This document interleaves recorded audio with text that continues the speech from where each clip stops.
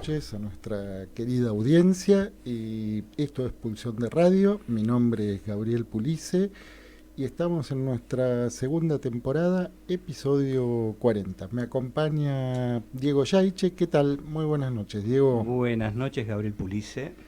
Bueno, ¿y quién nos acompaña hoy, Diego? Bueno, nuestro invitado de hoy, que vamos a viajar a la Patagonia, es Pablo Guañavens, que está acá con nosotros, que se ha venido desde Puerto Madryn a acompañarnos esta noche. La Patagonia vino a la radio. La Patagonia vino a la radio, ¿no?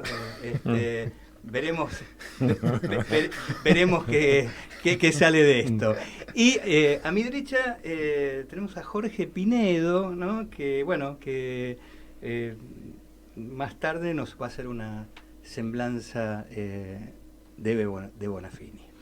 Bueno, muy buenas noches, Jorge. Pablo, muy buenas noches, Jorge. Buenas noches. Buenas noches, ¿cómo les va? Bien. Bueno, yo los invito a escuchar un oceánico tema musical y a la vuelta estamos en nuestra hora de entrevistas.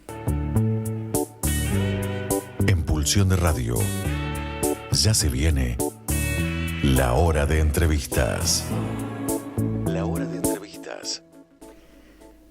¿Quién es nuestro invitado de esta noche?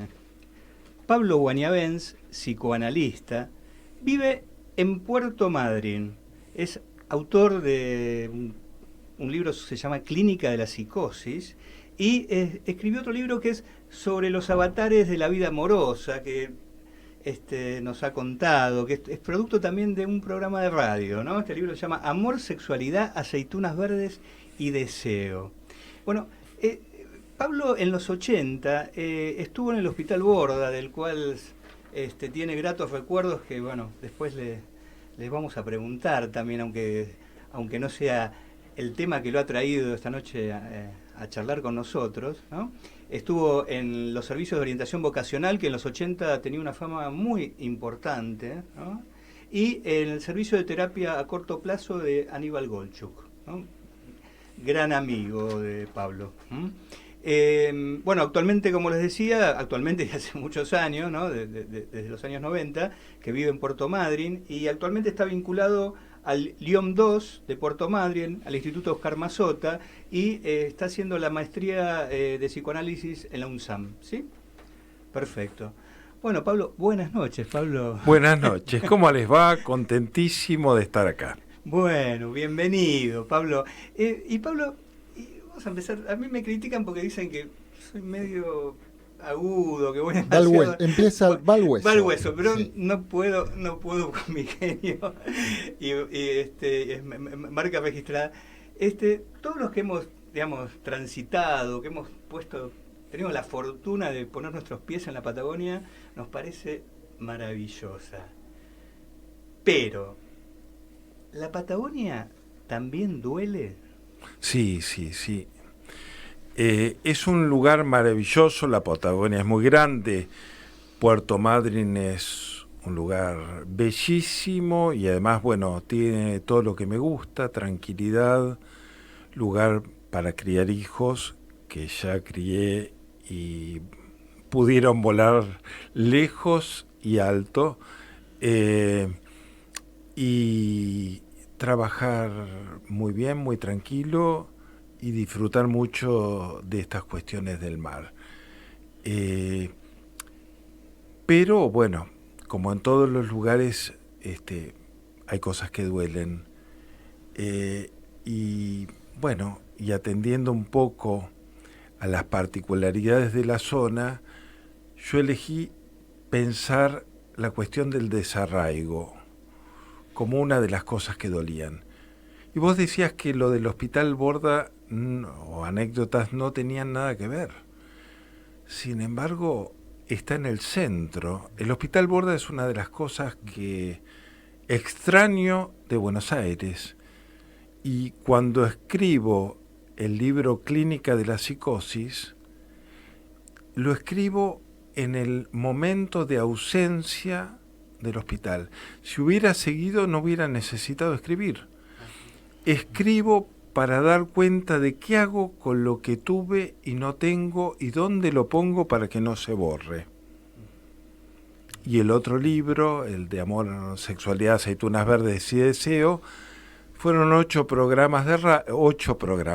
años se pasan rápido de los radio. programas. Sí, pero a veces todos los días de la semana, 7 días en alguna época, o sea que fue muy, muy intensivo. Y también cuando se terminó dije, ¿qué hago con esto? O sea, que escribí en la ausencia, por lo cual pensaba que es como una carta de amor. Uno la escribe cuando la persona amada está lejos o cuando uno la perdió. Y vos me decías en las conversaciones que hemos tenido previas, ¿no? Que hay quienes dicen que la Patagonia te recibe siempre con una cachetada, ¿no? Sí, para ver si te quedás o no. Ajá. Cuando, esto no lo hablamos, pero cuando yo llego a la Patagonia, vengo con la madre de mis hijos, voy con la madre de mis hijos, había dejado de atender, había renunciado al Hospital Borda, y me dicen, cuando estoy allá, que el cargo se lo habían dado a un médico psiquiatra y a una oftalmóloga, el otro cargo, y que entonces nos querían parar, y yo me rapé, con lo cual tenía cara de malo, porque además estaba bravo en esa época. Y yo dije, juicio a salud mental, juicio al hospital y juicio a la provincia, ¿no? Y entonces estaba con mis 2 primeros hijos en un camping, en una carpa chiquita,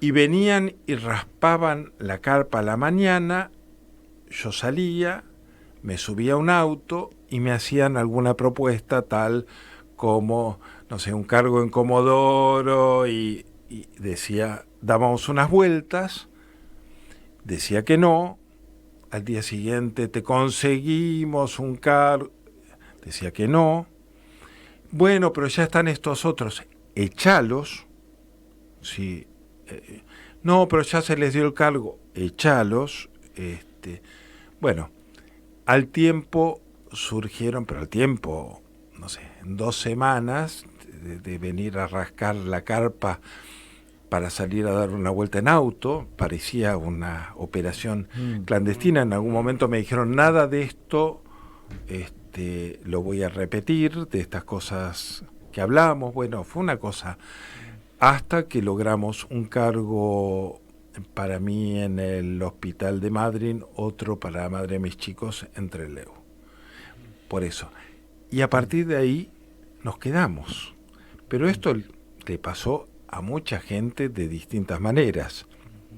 Esto es lo que yo llamo la cachetada inicial para ver si la gente se queda o se va, ¿no? Una puesta a prueba del deseo. Yo creo que sí. Yo lo tomé como eso. De hecho, yo estoy muy contento, más allá de todos los avatares, ¿no? De lo que pasa cuando uno atraviesa el tiempo, ¿no?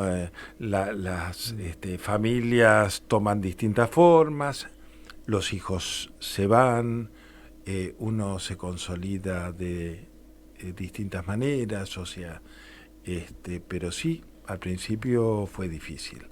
En esta época donde yo me quedo, donde ya no soy alguien que viene y que no encuentra amigos, que también me pasó, no encontraba amigos, no encontraba gente que me interesara.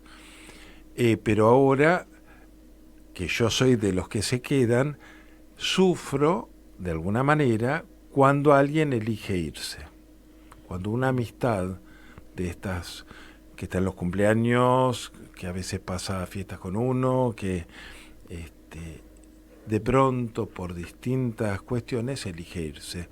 Y eso uno lo vive como una pérdida importante. Y Pablo, digamos, das testimonio, ¿no? de una historia de vida, ¿no? Y algo de esto, digamos, también llega al consultorio en tu lugar. Sí, analista, sí, ¿no? sí, claro, Digamos, claro, ¿no? claro, claro, claro.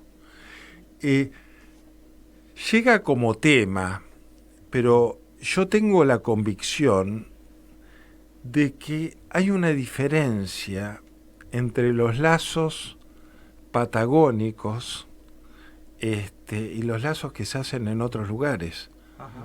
¿no? Como que alguien ya hace lazos más cautelosos, ¿no? Ya alguien, uno lo recibe pero con condiciones al otro, porque piensa que se puede ir, porque aparece esta cuestión como de ave de paso. Hay gente que dijo, no, pero ustedes vienen, se van a llenar de guita, no sé, yo estoy esperando eso todavía, y después se van, ¿no? Esto era cosas que decía la gente, pero hay un lazo más, o a mí me parece frágil a nivel de pareja, a nivel de familia, a nivel de amistad. Cuesta sostener en algunos momentos. La pandemia hizo lo suyo y por supuesto toda esta cuestión posmoderna de lazos líquidos es la otra pata que no ayudó mucho. Pero hay algo en la Patagonia con respecto al desarraigo que se ha traducido en consumos problemáticos, en cuestiones de suicidio, en mucha psicosis ordinaria, o sea que muchas personas atadas con pocos piolines, ¿no? Que también uno piensa que es un fenómeno de época, pero en la Patagonia mucha gente, bastante gente que se brota, ¿no? Sí, tomando esta caracterización que decía, se me ocurría, ahí parece una pregunta tonta, ¿no? Pero ¿hay un inconsciente patagónico? No sé si hay un inconsciente patagónico, no hay un inconsciente colectivo al estilo junguiano, pero sí hay historias patagónicas. Por ejemplo, el 22 de agosto está y no puede dejar de estar. Y tuvimos un episodio muy, muy duro cuando yo llegué. Cuando yo estaba en el hospital, estuve un año, no lo aguanté más al hospital. Y hubo la muerte de un montón de bomberitos, chicos, adolescentes, en un incendio donde cambió el viento. Eso marcó mucho a la ciudad. Los años 90, yo no recuerdo si fueron 14, pero marcó mucho, que al principio no se encontraban y iban. Y a mí me tocó una tarea difícil, como era el único varón del servicio, entraba a un galpón en el centro patagónico con los padres a reconocer el cuerpo de sus hijos, ¿no? O sea que fue, por eso digo, ese primer tiempo fue duro en todo sentido, ¿no? ¿Un año estuviste en el hospital solamente? Sí. Y no fue como el Borda. No había grupo, había una cuestión absolutamente descomprometida, no lo soporté. Y esta falta de compromiso, ¿no? Con la que te encontraste, le pudiste encontrar, digamos, una falta de compromiso con el deseo, ¿no? Sí, me pasó con los colegas fundamentalmente. Con amigos, tengo hermanos ahora allá que llevo tiempo. Hace tiempo estoy con este grupo del Instituto Oscar Mazota, que es un grupo hermoso, donde ahora hay fenómenos importantes e inestabilizantes de migración, ¿no? Hay gente que se fue, gente que estaba en lugares importantes que se va a distintos lugares, ¿no? Pero costó armar grupos de compromiso. Yo creo que porque la gente estaba sobreadaptada y aislada, lo pienso, ¿no? Acá noto que la gente se forma, se analiza, supervisa. Hay un compromiso, por lo menos la gente que conozco. Allá gente que yo conocía personalmente, con la que tenía un vínculo, elegía no hacerlo, ¿no? Como si no quisiera romper una especie de cascarón imaginario, poniéndose en falta con su práctica, y gente que no se analizaba, ¿no? O que de pronto buscaba un analista, está bien por obra social, cualquiera, pero Sí, y Pablo, volviendo al título, ¿no? De la entrevista, vamos a sí. llamarlo así. Y ¿qué es lo que podría situar como lo expulsivo de la Patagonia?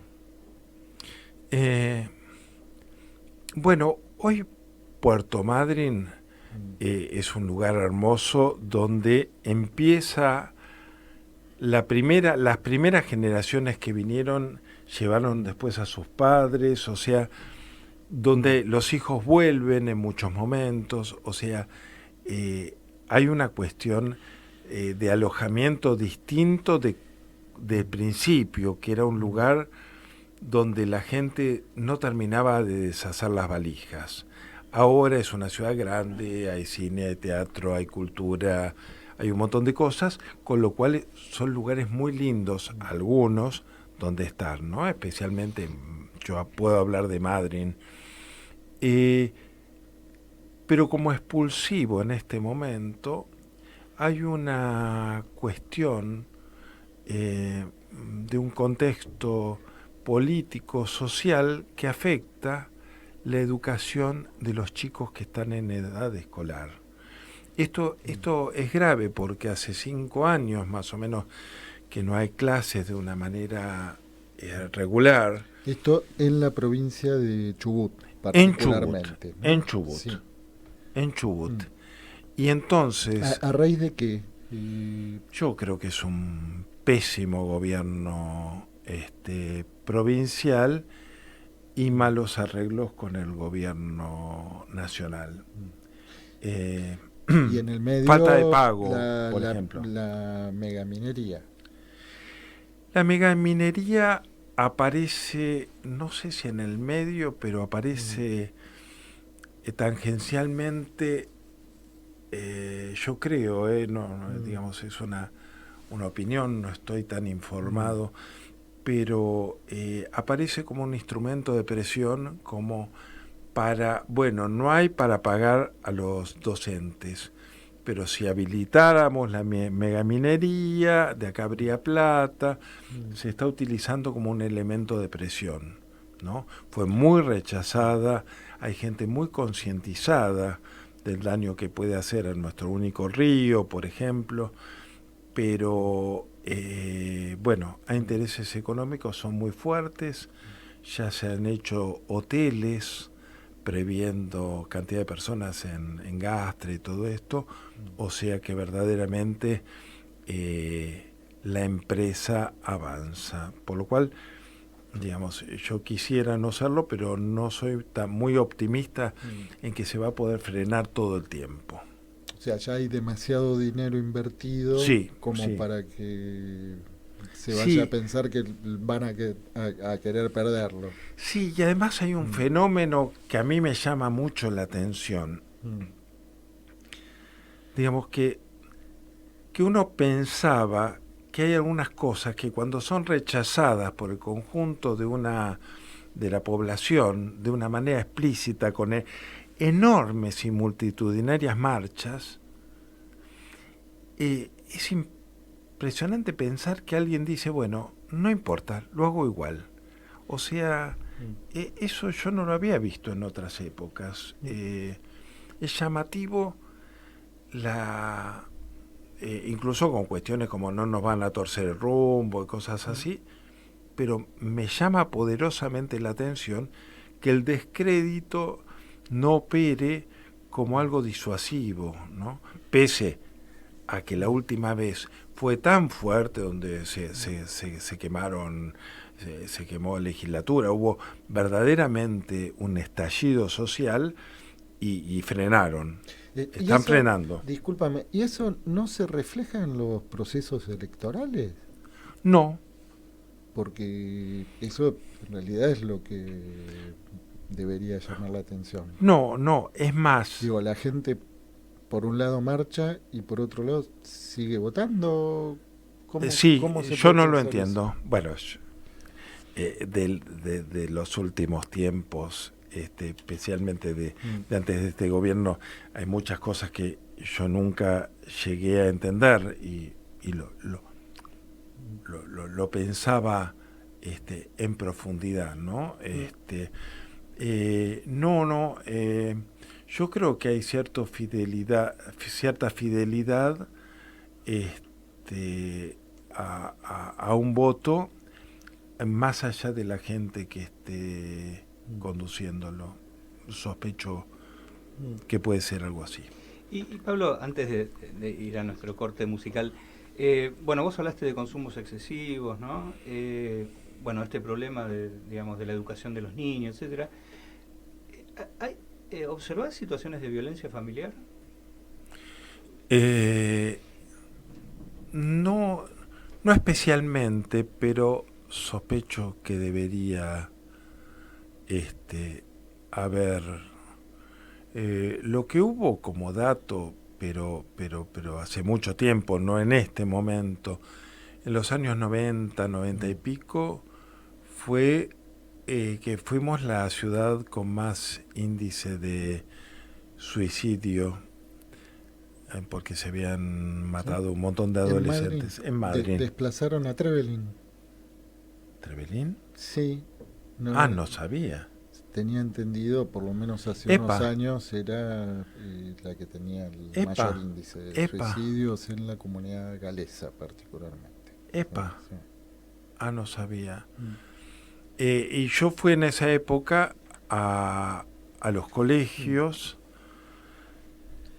ya hablar más con adolescentes, y lo que decía era un discurso algo así, parecía un discurso pastoral.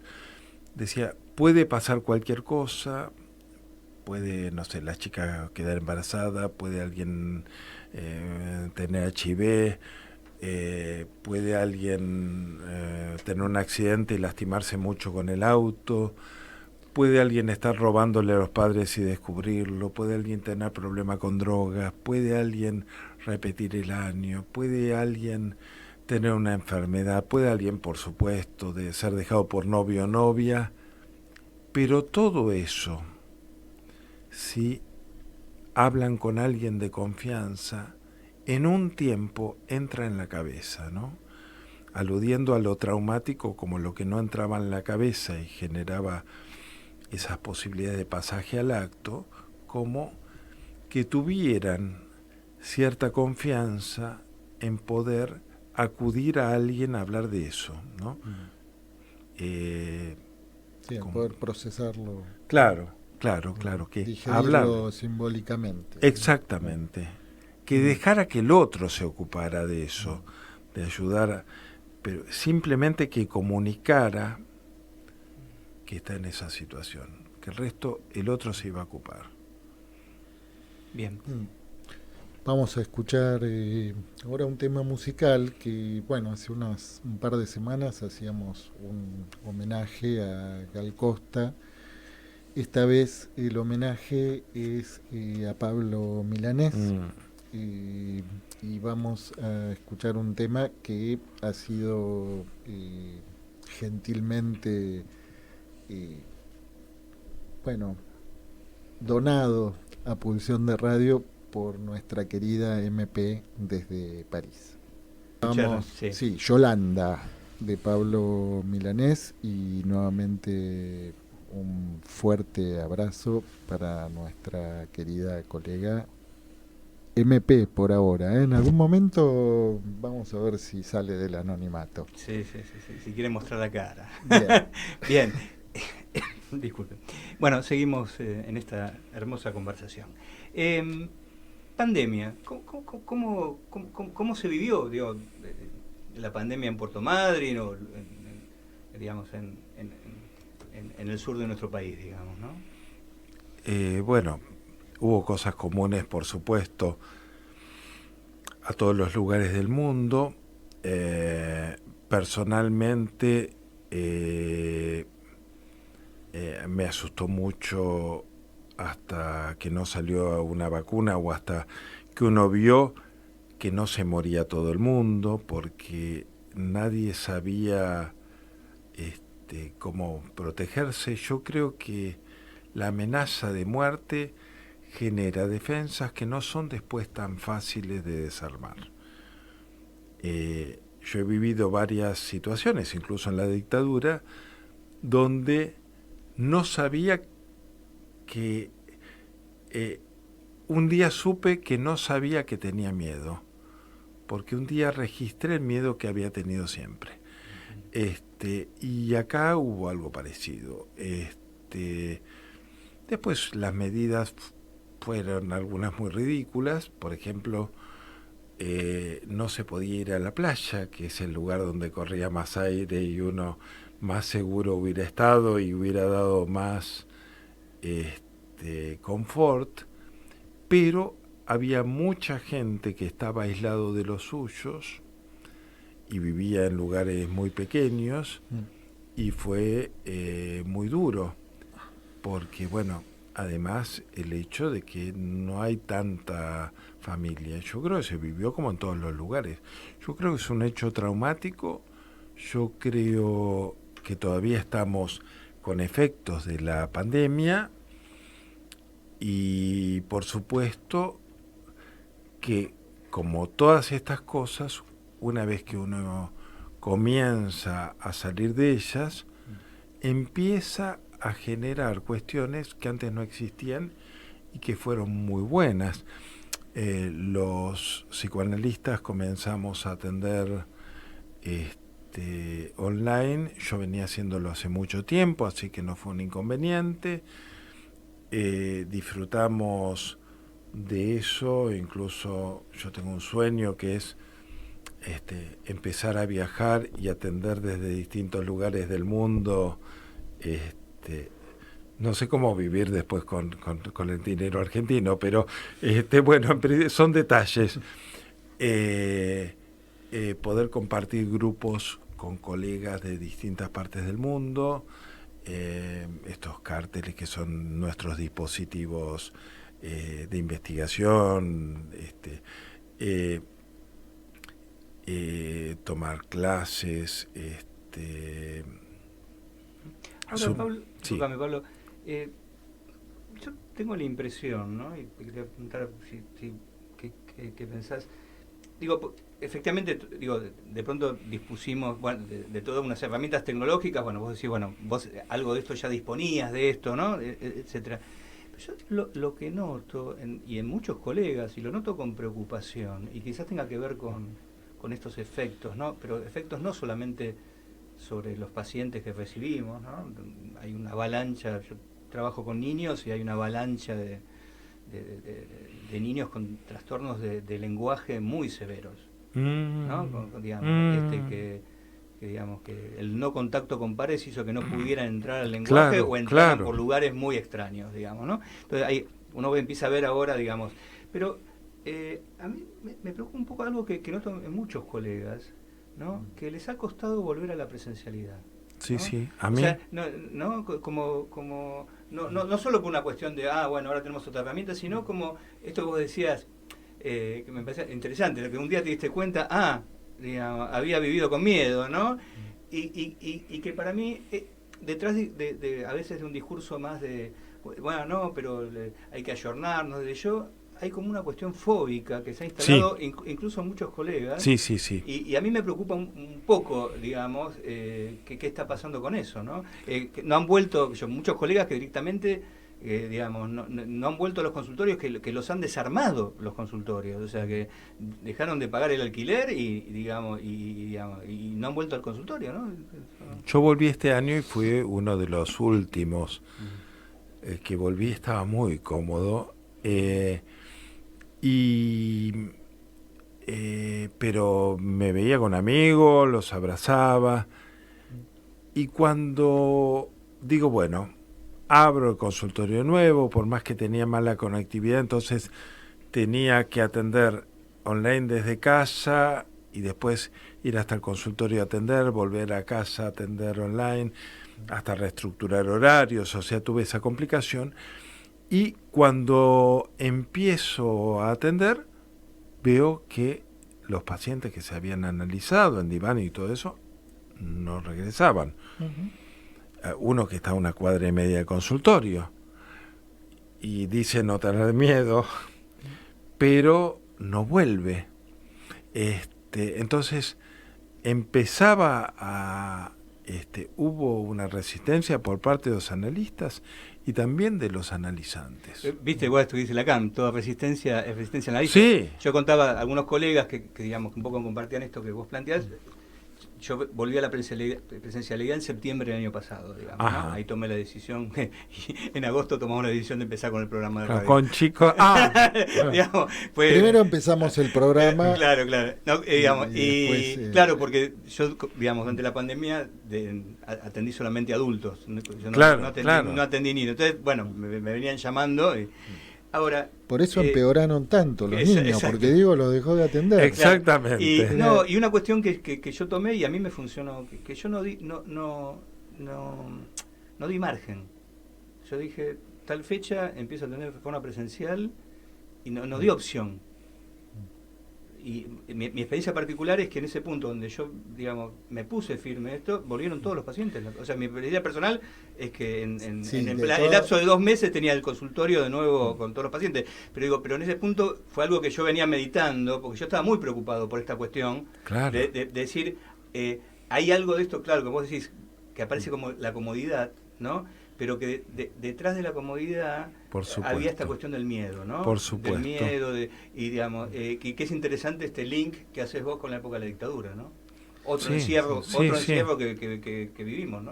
Sí, igual, Diego, no se puede generalizar. No, digo, es un testimonio personal. Fenómenos, sí, de los fenómenos de la pandemia es que llegaban derivaciones de cualquier lado.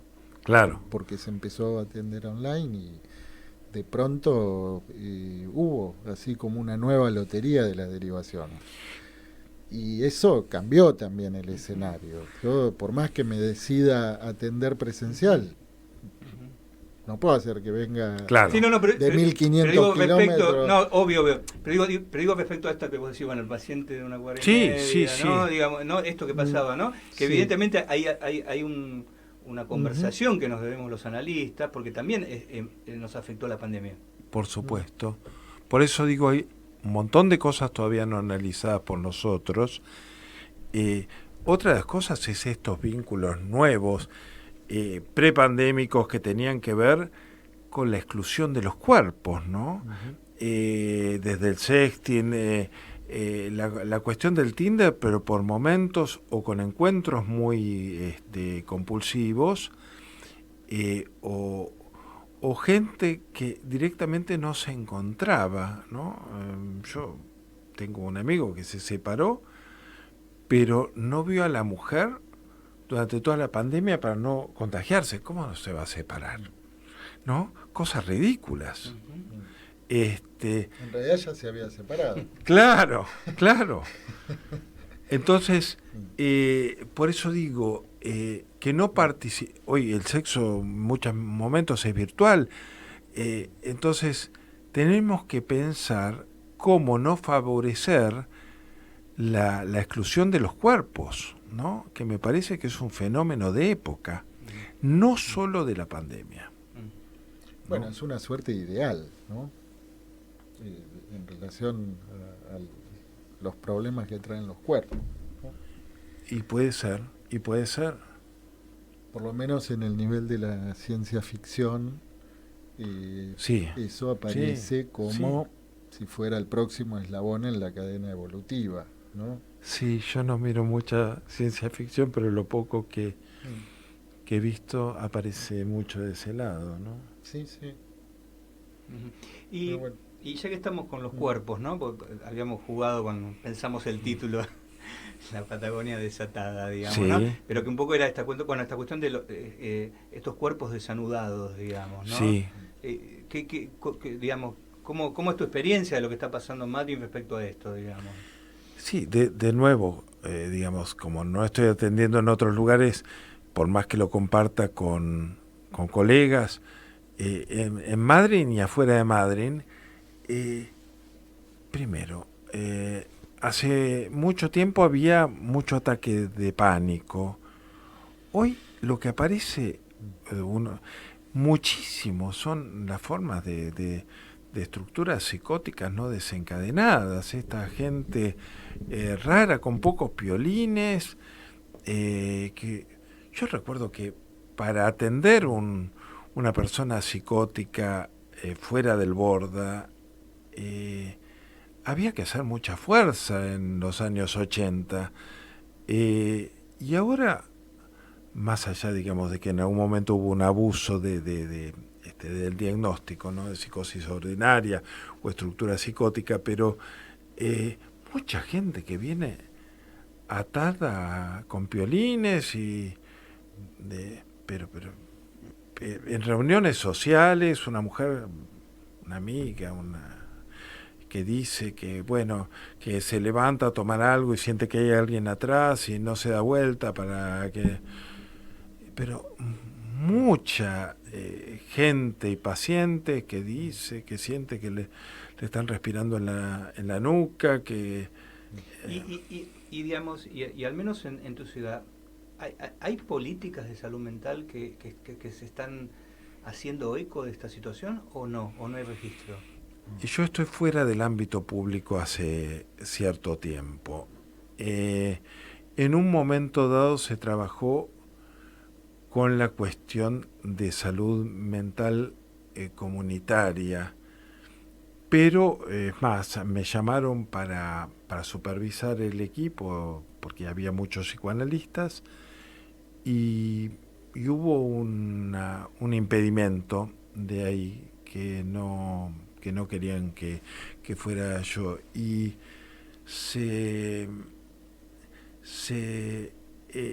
digamos, se hacía mucho hincapié en lo comunitario, pero sin herramientas de lectura, ¿no? Toda la lectura era lo grupal y me parece que no alcanzaba, ¿no?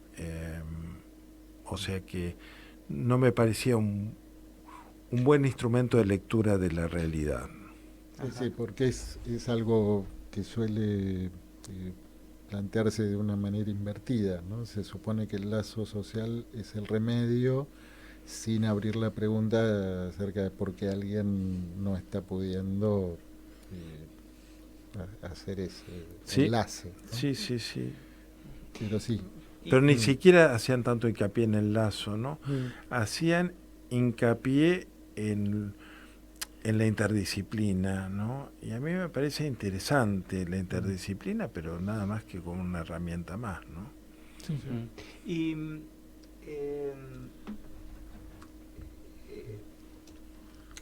vos planteaste este tema de la lectura, ¿no? Vos, digamos, percibís que digamos, que hay una dificultad en la lectura con mayúscula, ¿no? Sí. En incluir frente a lo que se nos presenta la necesidad de hacer una lectura antes de pasar a la acción, digamos, ¿no? Sí, claro. Claro. Lecturas que no sean reduccionistas, que primero tengan la mayor cantidad, digamos, de elementos de la realidad,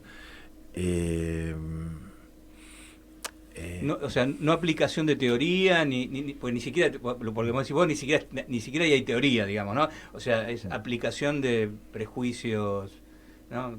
¿No? Aunque sean progres, digamos. Sí, sí, sí, no, sí. no, pero que son prejuicios, o sea, digamos, es la aplicación, ahí no hay, incluso no hay lectura de la singularidad de lo que se está presentando, digamos, ¿no? Bueno, la singularidad en esta época da lugar a grandes ideales de cómo resolver cosas, ¿no? Desde cierta cuestión voluntarista, de cierta cuestión social. Es un rechazo del inconsciente, ¿no? Sí, Encubierto. sí, totalmente, totalmente. Bueno, yo creo que con las neurociencias y con esta cuestión vertiginosa de las tecnociencias y los aparatitos y todo esto, hay un rechazo fuerte de toda la cuestión de la singularidad del inconsciente. Sí, sí.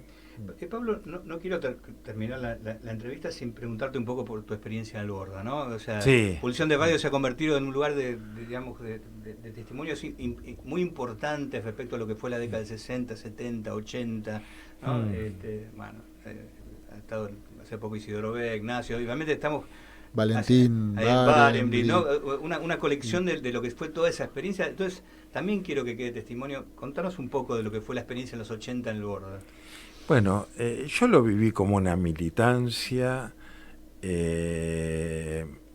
con un compromiso muy importante con la cuestión de la salud mental,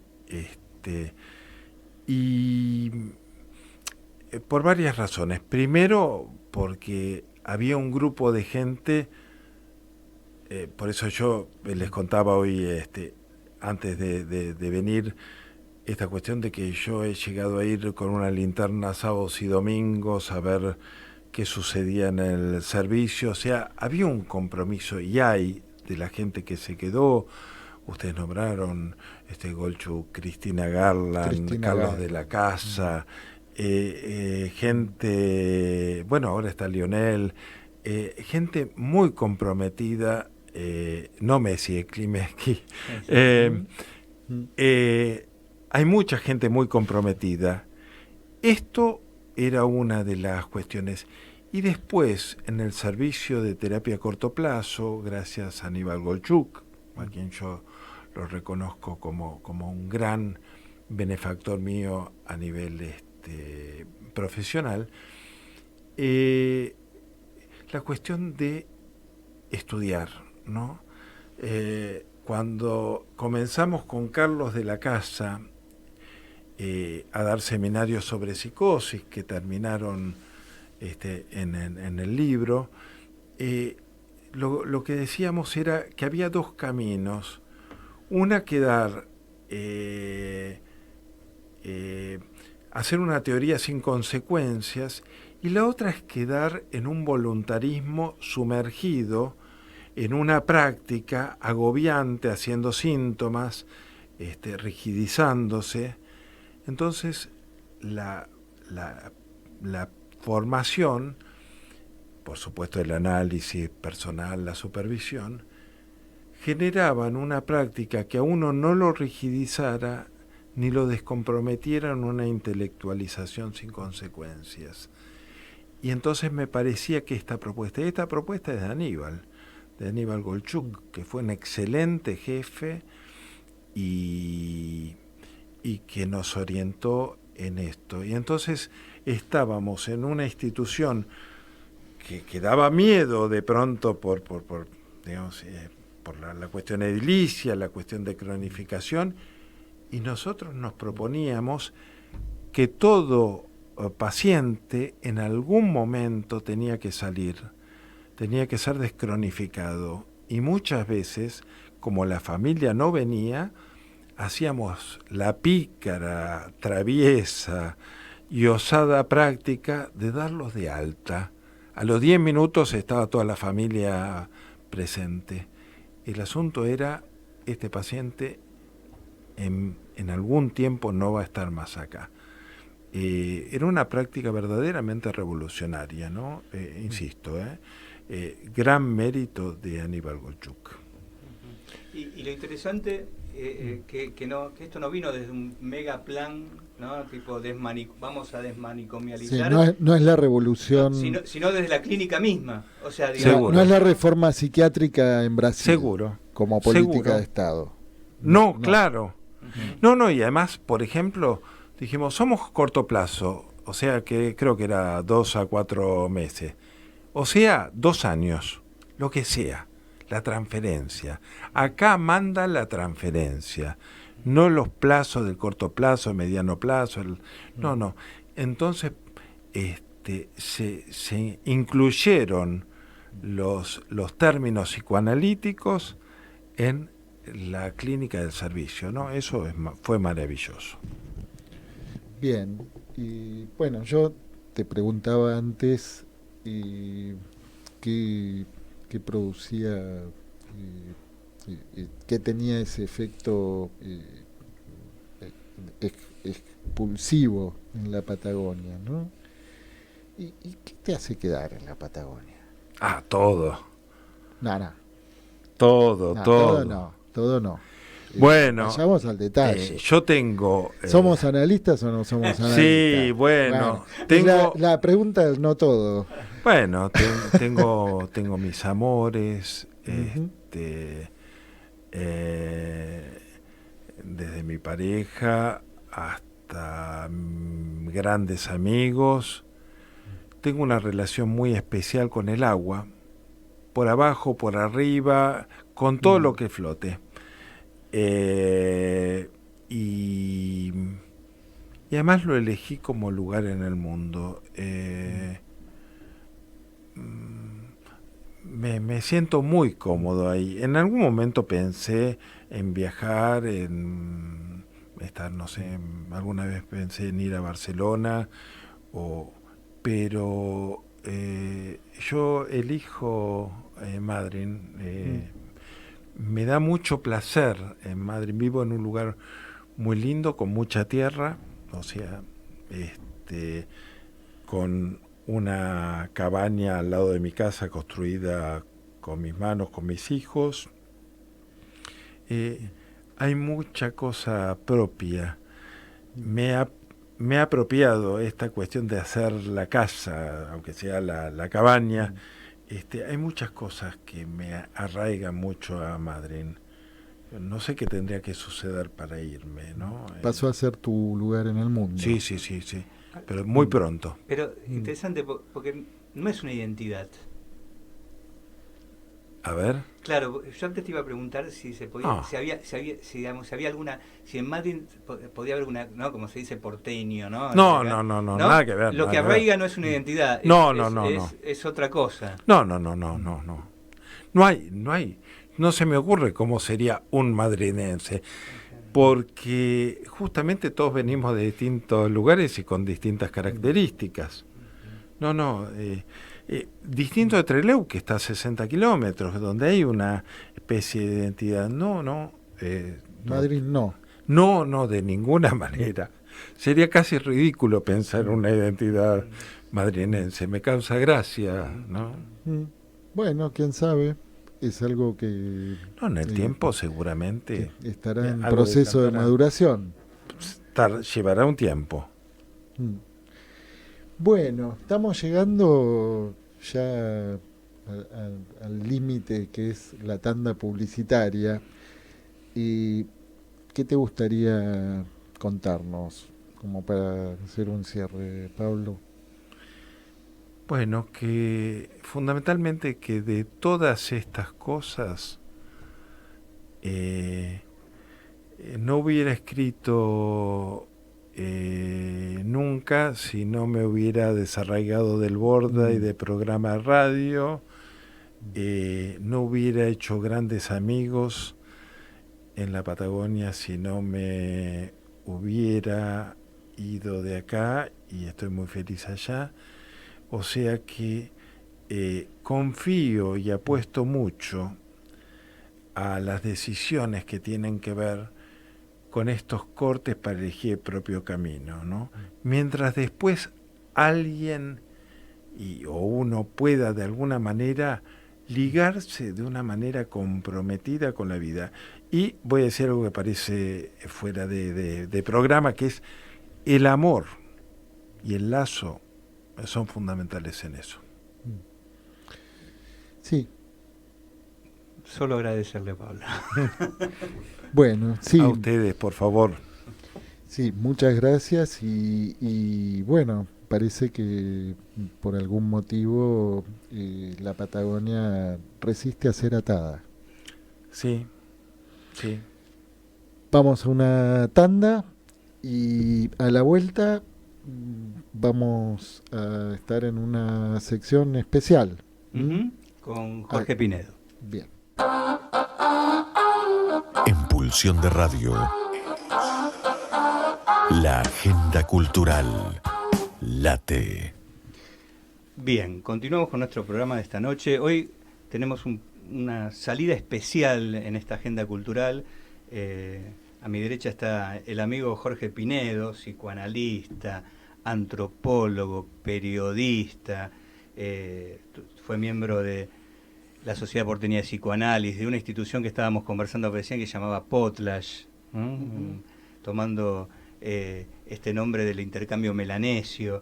Bueno, ha tenido una trayectoria impresionante, Jorge. Bueno, hoy conversábamos, toda la trayectoria ha tenido en el periodismo, en la opinión, bueno, la radio, impresionante. Me quedé asombrado, yo conocía la trayectoria de los últimos años de Jorge, pero la trayectoria anterior me quedé realmente impresionado. Bueno, y hoy lo invitamos a Jorge para que nos pueda hacer una semblanza y de Eve de Bonafini, ¿no? De lo que ha significado, ¿no? Para nuestro tiempo y me animo a decir para los tiempos venideros la figura de Bonafini. Bueno, Jorge, te doy la palabra.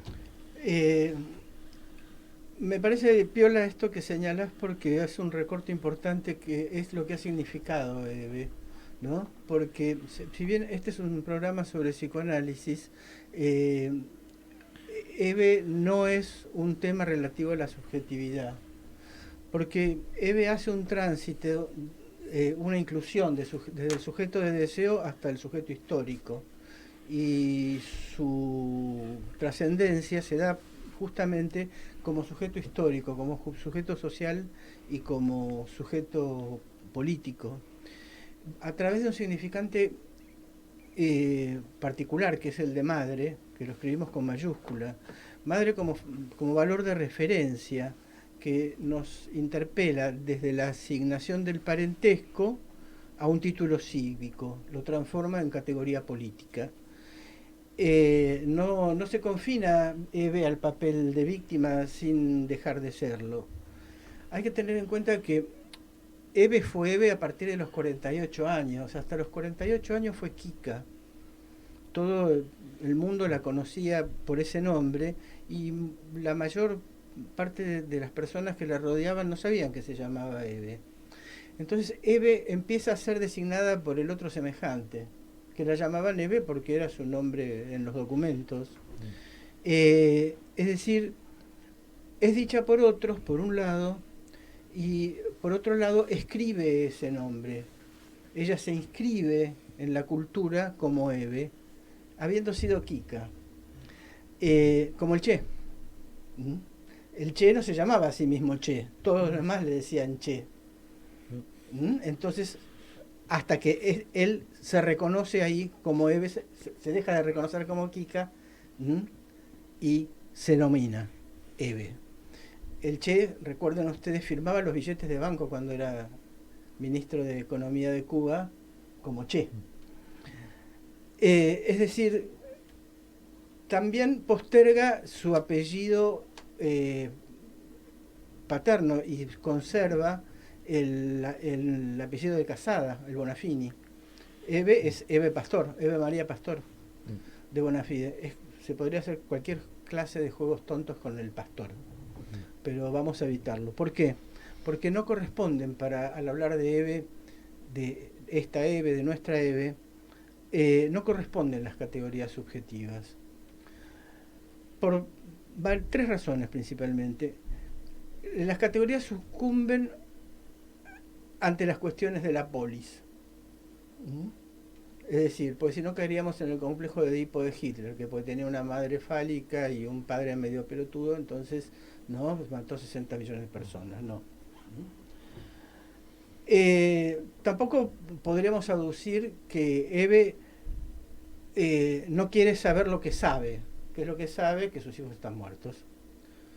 Es una trampa pensarlo de esa manera, porque es inmiscuirse sin permiso en el inconsciente, que es algo que nosotros no podemos interferir. No hay demanda para eso. Y sobre todo, en una especie de trascendencia social, la psicologización, que es muy habitual en estas situaciones, fantasea con lo que a ella le pasa, banaliza lo que importa, que lo que importa es lo que a nosotros nos pasa con ella. Y lo que a nosotros nos ha pasado con ella ha sido brutal.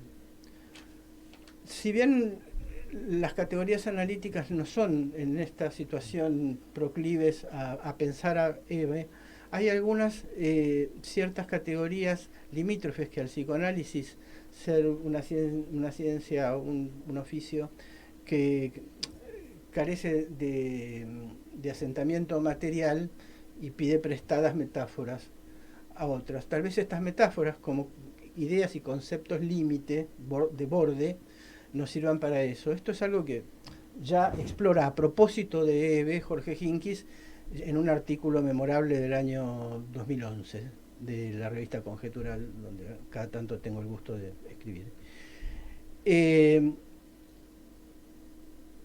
Esta operación fue de transformación del acontecimiento que padeció la nación, pero lo padecieron ellas en particular, en su condición de madres de desaparecidos. Transformaron el acontecimiento en trauma, en una construcción social, política e histórica, en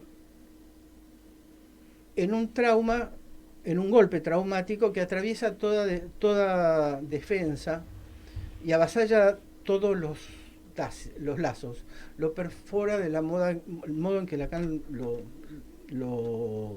denomina de otra forma, digamos, ¿no? Efracción. Es eso que produce el trauma, que produce un golpe, quiebra y deja un vacío en el primer tiempo. El primer tiempo fue ese de sorpresa. Y es un trauma al modo del trauma de los japoneses cuando les tiraron 2 bombas atómicas. El trauma, un poco lo que Pablo decía de un incendio que mata bomberos jóvenes, es decir, algo que no ingresa dentro del material simbólico, del registro simbólico, quiebra eso, produce un vacío, y Eve, junto con las madres de Plaza de Mayo, construyen ese vacío, hace hablar al vacío, y el vacío ese habla a través de ella. Eve grita. ¿Por qué Eve grita y su discurso se aproxima tanto al grito? Bueno, porque tuvo que hablarle a los sordos durante demasiados años.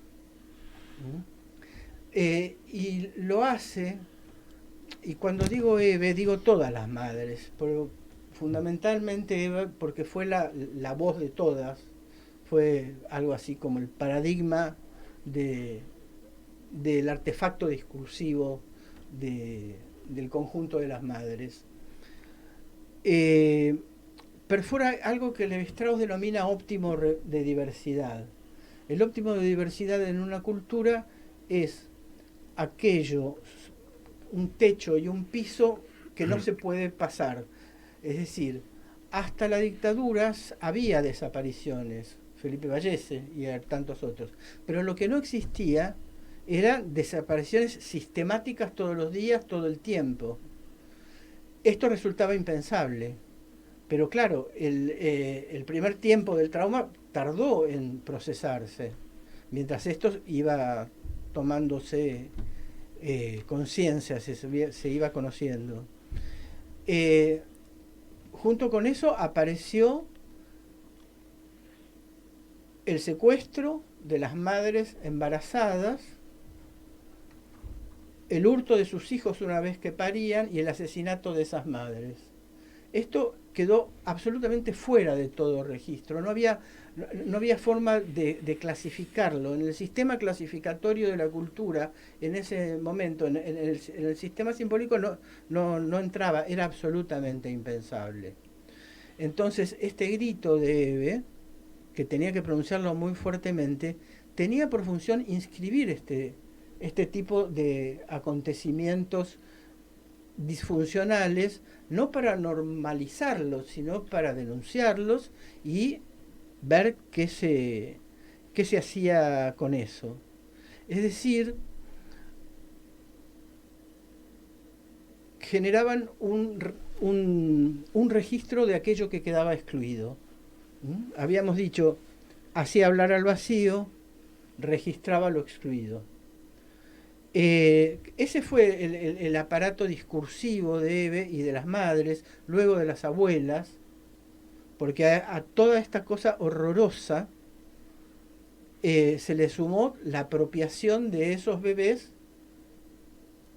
por parte de otras personas, generalmente asociadas a la dictadura militar. Es decir, hubo como sucesivas etapas en las cuales esta construcción fue incorporando distintos elementos a medida que se iban sabiendo y se iban nombrando, porque no había como elementos para designar eso. Fueron las madres de Plaza de Mayo quienes empezaron a nominar. Por lo tanto, rebobinando, Eve se nombra a sí misma, se nomina. Y además nomina el acontecimiento hecho trauma y le da consistencia política, le da consistencia social. Para eso tiene que inventar operaciones y dispositivos que iban a sustituir las ceremonias imposibles del duelo. En esta sustitución se produjo una especie de... ¿vieron cuando uno da vuelta a un guante? Sería la figura de la botella de Klein. Es decir, dar vuelta el acontecimiento y para generar algo que era centrípeto, transformarlo en centrífugo, para afuera, para la población, y generar a partir de ahí nuevas formas organizativas. Estas nuevas formas organizativas, bueno, resultaron primero las madres de Plaza de Mayo y luego las abuelas de Plaza de Mayo, que son un apéndice que se independiza de las madres ante problemáticas particulares. Eve se encargaba de recalcar durante toda su trayectoria que Madres, la organización Madres de Plaza de Mayo, no era un organismo de derechos humanos, ni no un partido político tampoco, sino que Madres es y era y seguirá siendo una agrupación política. Es una agrupación que desde los márgenes avanza y no de los lugares formales de la lucha por el poder, porque tampoco pretendían ni pretendieron la toma del poder ni nada que se parezca, simplemente llevar adelante un campo reivindicativo inherente a esas nominaciones que habían producido en torno a lo indecible. Al crecer desde los márgenes hacia el centro del poder, van arrastrando otras organizaciones políticas, agrupaciones, organismos de derechos humanos y otros. Y forman una una nueva manera de hacer política y una nueva manera de reivindicar y de participación y de socializar.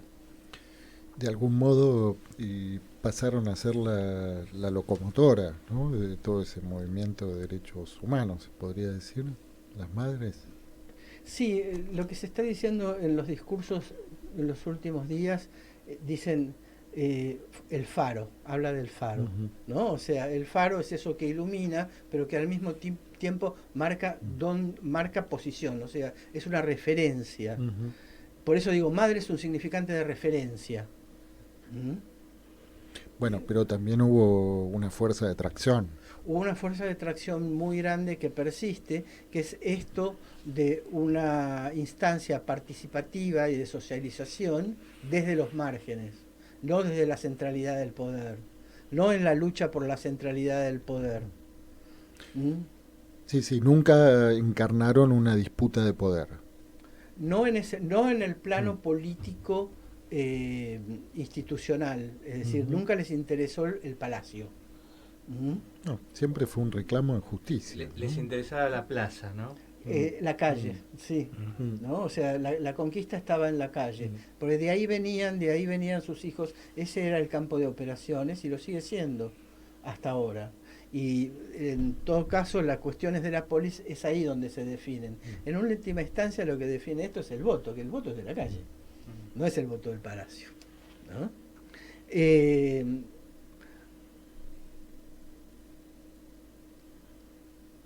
En estas ceremonias imposibles del duelo, que son las formas organizativas, que son las demandas, los discursos, se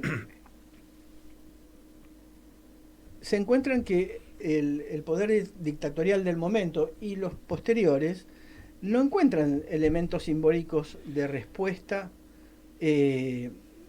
más allá de lo que hacían habitualmente, ¿no? Es decir, la represión. Eso, en cierta manera, las hace vulnerables porque no tienen aparato material para llevarlo adelante, y al mismo tiempo las hace invulnerables porque no había forma de atacarlas. Por supuesto, hubo formas de atacarlas bastante torpes. El utilizar esta manera de llamarlas las locas, ¿no? Llamarlas las locas es arrojarlas fuera de la cultura, ¿no? Es arrojarlas a la selva, ¿no? Es como los conquistadores españoles le decían salvajes. Salvaje es el que se genera en la selva. Las locas es fuera de la razón, ¿no? Para quien monopolizaba la utilización de la razón positiva. Y decías. No, que en relación a esto que estabas diciendo, que Eve particularmente fue el epicentro de las campañas de desprestigio. Sí, ¿No? sí. Bueno, quizás un poco a partir del episodio Joclender, en fin, pero Eve de algún modo absorbió todo lo que tuvo que ver con el intentar socavar ese poder que a nivel internacional, ¿no?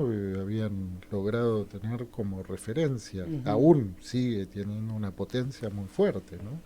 El pañuelo blanco pasó a ser un ícono, no sé si con la misma popularidad que la imagen del Che, pero es reconocido a nivel internacional. El pañuelo blanco de las madres de Plaza de Mayo. Es reconocido a nivel internacional a tal punto que el pañuelo se utiliza para muchas otras cosas, tal vez no puesto en la cabeza, pero sí como referencia de protesta, de demanda y sobre todo de organización social. El pañuelo verde del feminismo, por ejemplo. ¿No? El pañuelo naranja de la contrariedad a la presencia de la Iglesia en el Estado. Hay un párrafo de Freud en El malestar en la cultura que dice: ¿seremos tan civilizados hasta el punto de olvidar, de censurar o reprimir la cólera que nace del dolor? Esto es fantástico, porque justamente lo que hace Eve es expresar la cólera que nace del dolor. Esto, como reflejo, como identificación o como lo que sea, produce reacciones de parte del enemigo muy virulentas, porque a la cólera que nace del dolor no hay con qué darle, no hay argumentos. Es un efecto casi pulsional, se podría decir.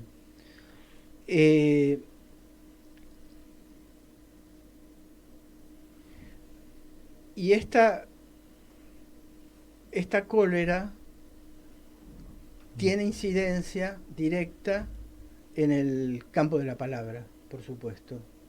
Es decir, se va apropiando de ciertos elementos del lenguaje para ejercer la cobertura, el rodeo de ese vacío. Esa cólera de lo irremediable es lo que hace impresentable el discurso de Eve para la corrección política pusilánime. Es la cólera que se transforma, se deriva en politización de la lucha, conservando lo irreductible.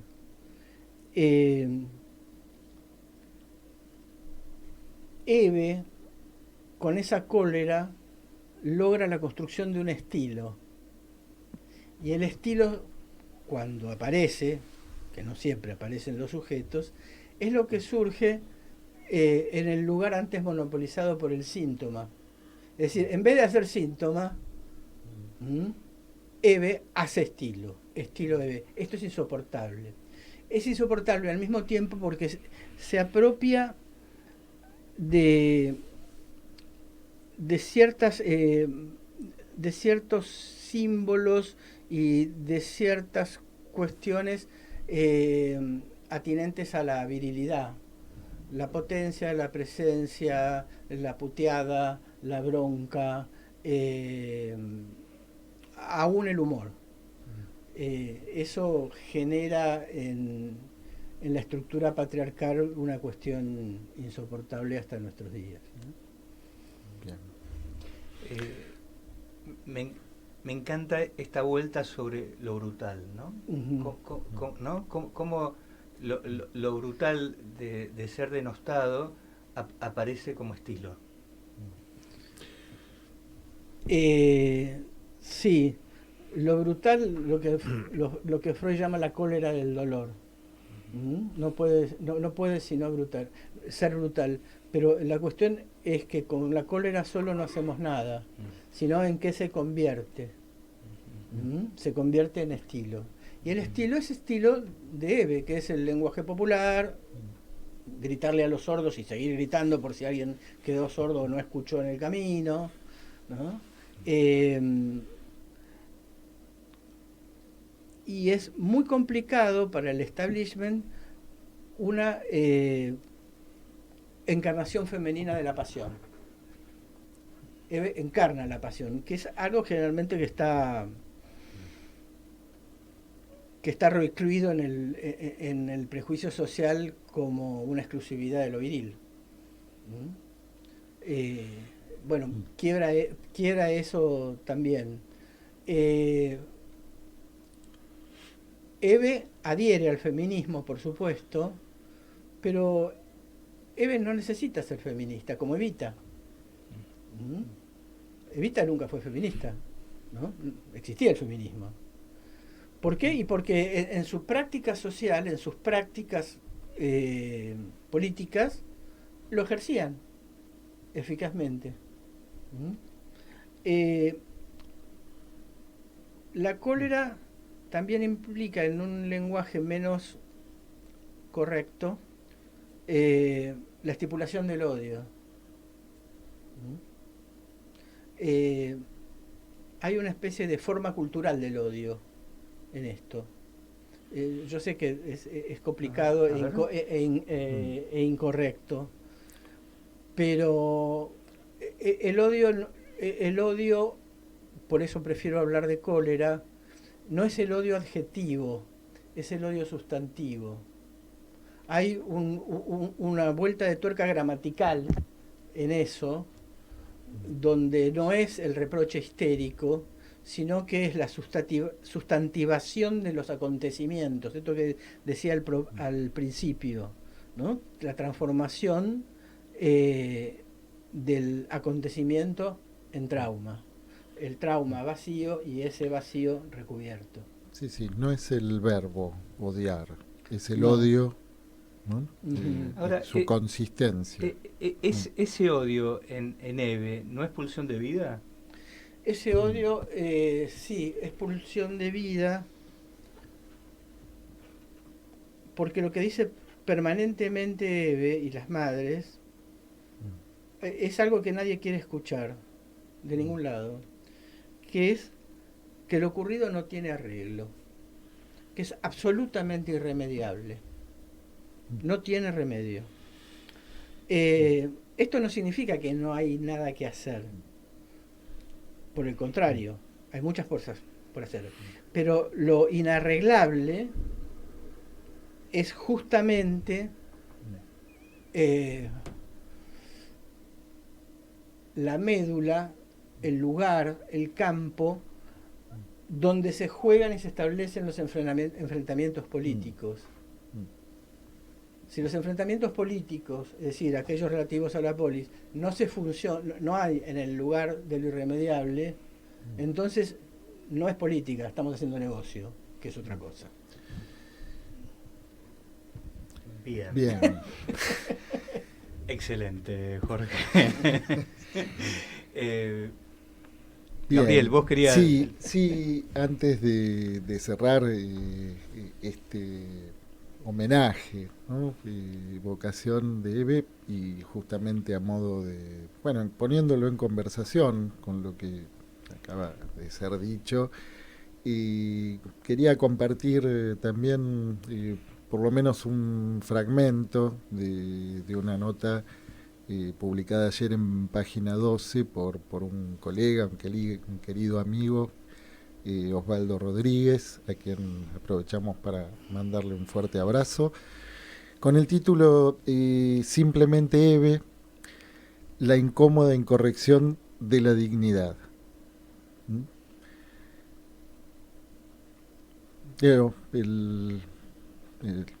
Tomo la voz de Osvaldo Rodríguez, dice, ella es vieja y desbordada. No tiene la dignidad redimida de Tati Almeida, ni el sabio equilibrio de Estela. Ella es pulsional y entierra la daga hasta el fondo. No tiene medias tintas. Por eso es incómoda, muy incómoda. Entonces no sabemos qué hacer con ella. Le pedimos que se ajuste a la ley, que todos somos iguales ante la ley, y ella nos muestra que todos no somos iguales, que hay algunos pocos mejores, que hay leyes no escritas superiores a las leyes de los códigos. Me quedo con las palabras que esta misma mañana le escuché decir a Eve. El juez me manda decir que me declaró en rebeldía. Por favor, avísenle que estoy en rebeldía desde el 8 de febrero de 1977, cuando mataron a mi primer hijo. Vamos a escuchar un tema musical y enseguida volvemos con el Rincón de los Libreros. En Pulsión de Radio ya se viene El Rincón de los Libreros, la columna que en tu biblioteca no puede faltar. Buenas noches, Francisco. Buenas noches, ¿cómo andan? Muy bien, muy bien. Contanos dónde estás. Ahora estaba en la presentación del libro de poesía de un amigo, así que hablando del núcleo de un evento, bueno, entre conocidos y festejando un poco la publicación de este librito de poesía. ¿Que tiene título ese libro? Sí, es un título bastante curioso, se llama La ira del dragón, que en realidad es un título un poco como, sí, curioso, rimbombante, pero que está vinculado a la historia familiar y en particular con su abuelo, de este amigo. Así que un poco el contenido del título condensa una historia familiar muy personal. ¿Podemos saber el nombre del autor del libro? Sí, el autor es Sebastián Lopizo. Ah, perfecto. Bueno, ¿y qué nos tenés para hoy, Francisco? Hoy me estaba escuchando igual porque terminás un poquito la lectura, ¿no? Que era el centro del evento, y aproveché para meterme en la radio y escuchar la intervención de Jorge. Y después de eso, sinceramente, la verdad que fue muy bueno, muy interesante. Me quedé pensando en un montón de cosas, y todo lo que por ahí traía desde antes para aportar al programa como un pequeño cierre, lo voy a contar un poquito. Pero traía básicamente una nueva recomendación de un libro en particular.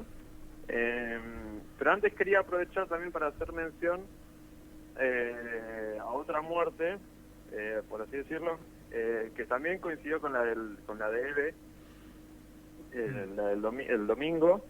Es una muerte que es, en todo caso, como relevante o representativa en mi universo, también muy personal, como de sentido, pero que es la de quien creo que fue un gran cineasta, que se llamaba Jean-Marie Straub, que fue un cineasta un poco como de la generación de Godard, ¿no? Que también falleció hace relativamente poco. ¿De qué origen, Francisco? Straub era francés de origen, pero igual tuvo una vida bastante errática. Nació en el 36. Tuvo una vida bastante errática y básicamente en gran parte bajo la condición de exiliado, porque en su momento se opuso a participar en toda la operación militar que tenía Argelia en su centro, ¿no? Toda la historia francesa con la colonización, y eso lo obligó a tener que irse de Francia directamente. Y junto con su pareja, que se llamaba Daniel Houlet, que falleció, si no me equivoco, en el 2006, filmaron desde comienzos de los 60 hasta que ella falleció un cuerpo cinematográfico increíble, que a la vez está justamente muy centrado en tratar de pensar no solamente a los traumas colectivos de la historia, sino a la historia misma como un gran trauma colectivo, ¿no? Y eso sobre todo a través de casos particulares, como por ejemplo la resistencia partisana en Italia, todo el problema que representa para también la identidad alemana la cuestión de Auschwitz y la memoria, ¿no? En torno a ese trauma total, y casos semejantes, ¿no? Es un director que yo recomiendo mucho, que suele demandar cierta, ¿cómo decirlo?, predisposición a dejarse afectar por un tipo de cine que no es el más usual, porque de hecho también basa gran parte de su obra en libros y sobre todo en textos, y sobre todo en textos inconclusos. Por ejemplo, obras de narrativa no concluidas por Brecht, piezas teatrales también inconclusas de Hölderlin, y cosas por el estilo, obras musicales también que habían quedado sin finalizar, etcétera. Es como que usaban como soporte de su propia obra la obra inconclusa de autores y autoras que ellos valoraban mucho y que valoraban en la medida en que también los entendían como militantes, ¿no?, de la historia política de sus respectivos tiempos. ¿Y tenés para darnos algunos títulos de referencia? Como para los oyentes autorizados, interesados, oyentes y oyentas interesadas que puedan hacer una investigación, como para ver algunas obras de referencia. Sí. Por suerte es cada vez más sencillo llegar a ellas. En un momento era realmente muy difícil, Y entre otros motivos porque estaban realmente como muy obsesionados con la cuestión del lenguaje en el cine, es decir, la forma en que cada actor y cada actriz encarnaba el lenguaje, y un lenguaje particular, sobre todo cuando provenía de textos previos. Y eso hacía que fuera muy difícil encontrar copias con subtítulos en castellano. Porque en su momento ellos se encargaban de traducir la mayor parte de las lenguas en las que esas películas iban a aparecer. Es decir, los subtítulos en alemán, italiano, francés e inglés estaban completamente bajo su control.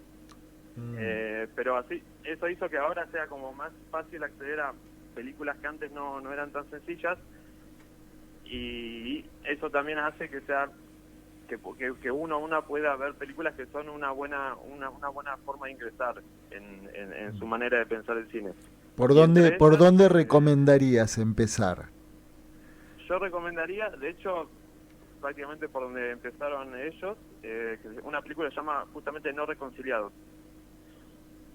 No Reconciliados. ¿De qué año es? Sí, No Reconciliados. Es del 63 o el 65, pero de comienzos de los 60. Uh-huh. Es una película de unos 40-45 minutos, donde reconstruyen, bueno, en un lapso de tiempo dentro de todo bastante breve, la historia de, creo que si no recuerdo mal tampoco, son entre 6 o 10 generaciones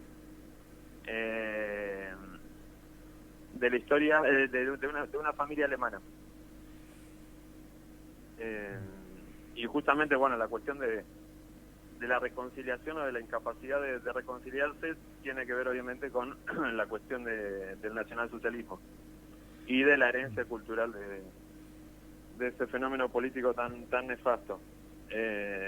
Por eso también un poco la intervención de Jorge se me cruzaba con esas cuestiones que en el lado del cine, por más de que obviamente no hayan tenido ningún tipo como de referencia directa a las madres de Plaza de Mayo y demás, sí aparece una forma muy constante esta cuestión de lo irreparable, ¿no? De lo irreconciliable.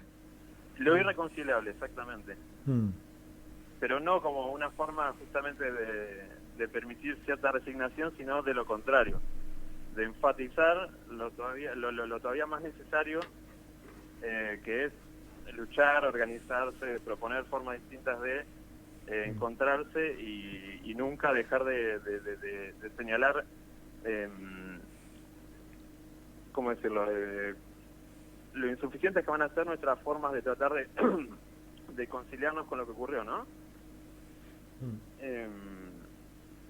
Así que, bueno, eso también es personalmente una manera, además de recomendar toda su filmografía, es muy distinta, hay de todo realmente, pero bueno, No Reconciliados creo que es una buena manera de entender un poco qué es lo que trataban de hacer, o qué es lo que intentó hacer incluso él hasta hace bastante poco. Sí, además nos nombra, ¿no? Porque también de los argentinos, se podría decir, podríamos estar también nombrados por ese mismo título, ¿no? Los no reconciliados. No, totalmente. Sí. No reconciliados. Sí. Sí. Pero bueno, mencioné, más allá de esa mención, el libro que sí quería ahora, pocos minutos, tiempo y minuto, recomendar, es uno que apareció muy recientemente, de un filósofo que creo que ya tiene también su cierto renombre, por lo menos se lo conoce un poco, que es Paul Preciado. Sí.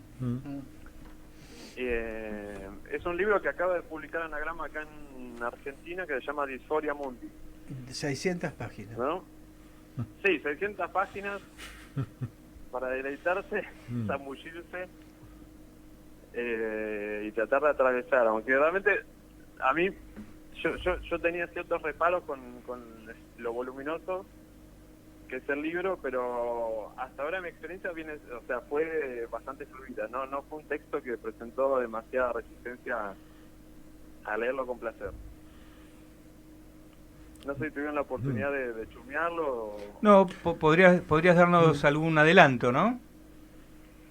Es un libro súper interesante, de hecho, bueno, es el título mismo, Disforia Mundi, hace alusión a la condición de la disforia, ¿no? Que en el ámbito en el que Preciado más profundiza críticamente, bueno, se lo entiendo obviamente como una especie de diagnóstico que tendió históricamente a la patologización de ciertas personas, pero que él decide, de alguna manera, decide suspender ese sentido, ¿sí?, de que tendía la patologización o puede tender a la patologización de una supuesta enfermedad mental, para proponerlo como condición de época, ¿no? Perdóname que te interrumpa, me parece que lo que hace... por lo menos,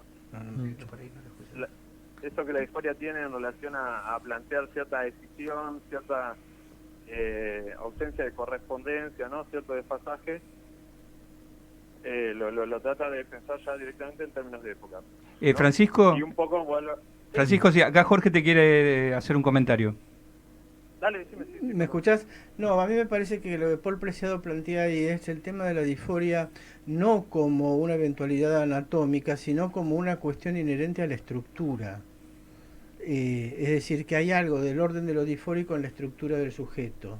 Que eso a mí me pareció lo más valioso. No lo terminé de leer todavía el libro. Ajá. Lo recibí la semana pasada, así que tuvieron la gentileza de obsequiármelo en la editorial. Pero... es un libro muy muy interesante exactamente por esto, ¿no? Por la hipótesis que formula. Claro, totalmente, sí. Te seguimos escuchando, Sí. Francisco. No, lo que comenta es completamente cierto. A ver, es un libro que obviamente al ser tan voluminoso va a tener muchos momentos internos muy distintos. De hecho es un híbrido porque mezcla escritos más biográficos, que están intercalados por oraciones fúnebres, ¿sí?, como que también son muy particulares, y las partes más, entre comillas, estrictamente ensayísticas, donde repasa un poco la historia de la inmunología, ¿no?, de la cibernética, también de la literatura, en la medida en que aparece un personaje que yo ya mencioné en alguna que otra ocasión, que es William Burroughs, ¿no? William Burroughs, sí. Burroughs, sí, William Burroughs. Sí. El lenguaje es un virus procedente del espacio exterior. William Burroughs. Exactamente. Sí. Exactamente. Bueno, y eso él lo toma justamente para, bueno, analizar de alguna manera la aparición de ciertas metáforas en el ámbito de los estudios relacionados con la virología, ¿no? Con o por ejemplo la primera aparición de un virus informático en los 80, una década en la que aparece simultáneamente la cuestión de la epidemia del SIDA, etcétera. Entonces, es un libro que entrecruza realmente como muchas líneas de interpretación sobre estas cuestiones, y por eso es muy sugestivo en ese punto, ¿no? Por lo menos para mí. Francisco, me impactó esto de que los separadores son oraciones fúnebres. ¿Así es? Claro, varios de los capítulos sí están o son capítulos en sí mismos, hay oraciones fúnebres, que muchas veces tienen como objeto, usualmente consiste en una enumeración muy exhaustiva de enfermedades, incluso hay una oración fúnebre para el psicoanálisis, donde está gran parte, bueno, del arsenal conceptual del psicoanálisis insertado, y demás. Siempre es como un objeto distinto el que va rotando, ¿no?, en la oración fúnebre. Pero sí, los capítulos están como usualmente divididos por eso. Y Francisco, me imagino que bueno que el gran pez lo ha sacado a la venta, ¿no? ¿Qué público lo está buscando? En verdad un público bastante mixto. Ya sea a la librería obviamente se acerca gente muy diversa, pero desde militantes feministas hasta gente del ámbito de filosofía, gente del ámbito obviamente del psicoanálisis también, porque Preciado, más allá de la evaluación que una tenga sobre él, obviamente tiene un discurso que trata de ser crítico con el psicoanálisis, aunque hay una apropiación muy grande por parte de él de conceptos. Sí, hay una ambivalencia, ¿no? Muy sí, marcada. Sí, Totalmente. de su parte respecto del psicoanálisis. Totalmente. Sí. Así que en general, o sea, gente muy muy distinta, que lo agarra obviamente desde donde puede, donde más o menos o también desde donde lo quiere leer. Pues es un Que libro creo que es un muy libro que- muy celebrado, en realidad es un autor, ¿no? Pero particularmente un libro muy celebrado por quienes de algún modo apuntan a desprestigiar al psicoanálisis. Sí. Yo creo que sí, pero Yo lo escuché a ver, y lo vi circular en las redes celebrándolo y diciendo lean esto, ¿no? Y sacando las sí, banderas. es un libro que yo, a ver, en ese sentido sí, pero para mí es uno de esos objetos que se presta muy fácilmente a una especie como de campaña de desprestigio Mm. que obviamente es problemática, pero que no dice todo sobre la cuestión. Porque, por ejemplo, es un libro que la faja directamente, tiene una frase tremendamente celebratoria de Judith Butler, que con todo lo que le pueda criticar al psicoanálisis, sigue siendo una filósofa que defiende fervientemente el psicoanálisis. Y esta versión, obviamente, ¿no? Ujú. Laplanche, sobre todo, y demás. Freud, los últimos escritos de Butler son una vuelta a los escritos de Freud sobre la guerra y demás, ¿no? Entonces, y la cuestión del duelo.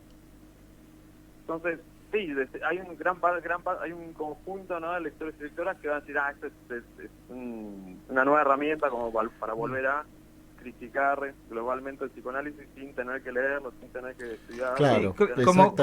estudiar los detalles. como si una crítica al psicoanálisis, incluso desde los psicoanalistas, no fuera posible, ¿no? O sea, como Bueno, si, ¿no? por eso Como la si el historia del psicoanálisis no se psicoanálisis, pudiera o sea, renovar, ¿no?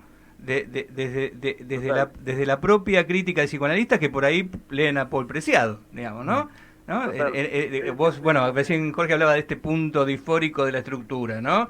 Que como si el psicoanálisis, digamos, ¿cuál sería el problema para el psicoanálisis? Ubicar este punto disfórico de la estructura, digamos, ¿no? No, ninguno, de hecho, es parte de... El libro de la disforia apunta más bien a las problemáticas de género y es Claro. leído desde esa perspectiva. Para la polémica de Preciado con el psicoanálisis hay otro libro que es una conferencia que él da ante psicoanalistas de varias escuelas que es muy interesante hasta que los psicoanalistas emergen de la platea y saben lo mejor que saben hacer, que es aburrir a la platea. Un apartamento en Urano. Sí. Bien. Pero es muy lindo ese libro de Preciado, es un librito chico donde se agarra específicamente con el psicoanálisis, del cual no puede zafar por otro lado. Bien. ¿Nos querés contar algo más, Francisco? No, creo que con eso ya Perfecto. bombardé bastante. Bueno, ¿Algún comentario? Porque hace muy poquito, la semana pasada, se estuvo celebrando el Festival de Cine en Mar del Plata. Sí. ¿Tenés algún chisme, algún comentario, algún eco o resonancia? Ya que hemos transgredido todos los límites, hoy la agenda cultural se convirtió en columna de derechos humanos, el rincón de los libreros en sala de cine, así que bueno. Que sea lo que sea. Sí. Mire, sinceramente no pude ir tanto como me hubiese gustado. Una semana laboralmente muy cargada, Sí. pero así todo pude ir a ver alguna que otra película. Y fue en realidad realmente un momento muy muy hermoso porque es la primera vez desde hace, ya 3 años que se vuelve a realizar en modalidad plenamente presencial, pudiendo ir a las salas repletas de gente, y esto yo también lo quiero recalcar, a un valor muy accesible, ¿sí? Porque el precio de una entrada es 200 pesos sin descuento, y después hay miles de descuentos que la hacen todavía más accesible. Sí, en Hollywood no se consigue. No, ni hablar. Así que como este aspecto también, por así decirlo, bastante popular del evento, me parece sumamente reivindicable. Después realmente hubo de todo, Les repito, no pude ver todas las películas que me hubiese gustado, así que es como que lo viví un poquito más desde afuera. Lo disfruté en momentos muy puntuales, pero sí, la ciudad estuvo como, a la vez vino, desde la librería lo vimos, vino muchísima gente del ámbito del cine y estuvieron también en la librería, tuvimos conversaciones con miles de personas, o no, bueno, miles no, pero con muchas personas que estaban justamente por el festival y que se prestaban a establecer un lindo intercambio. Bueno, porque es uno de los acontecimientos culturales más importantes del país, ¿no? Sí, Realmente, por la totalmente. convocatoria a nivel internacional, bueno, por el prestigio que fue adquiriendo. Así que, bueno, no podíamos dejar de preguntarte también, ¿no? Por eso. No, desde ya. Bueno, muchísimas gracias, Francisco Casadei, desde Mar del Plata. Y bueno, esperamos tu participación en diciembre, que ya vamos a estar en el cierre de nuestra segunda temporada. Así que bueno, muchas gracias nuevamente por venir, Francisco. No, muchas gracias a ustedes de nuevo, como siempre. Un abrazo, Muchas gracias. Francisco. Nos veremos, escucharemos en diciembre. Cariños para todos. Bueno, y aquí ya estamos también en el cierre del programa. Pablo, Jorge, que nos han acompañado hasta el final. ¿Pasaron bien? Muchas Muy gracias. Muchas gracias. Fue muy variopinto. Bueno, buenas noches y será hasta el próximo viernes.